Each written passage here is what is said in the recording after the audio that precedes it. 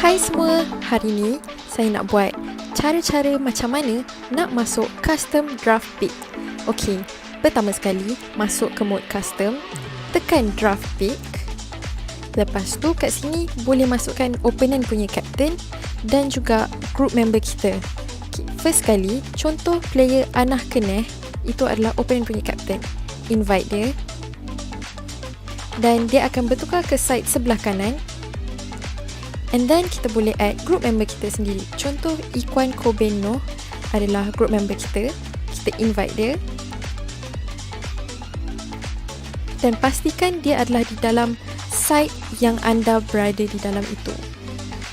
Okay, lepas dah add semua member, team captain pun dah add semua orang, boleh start game.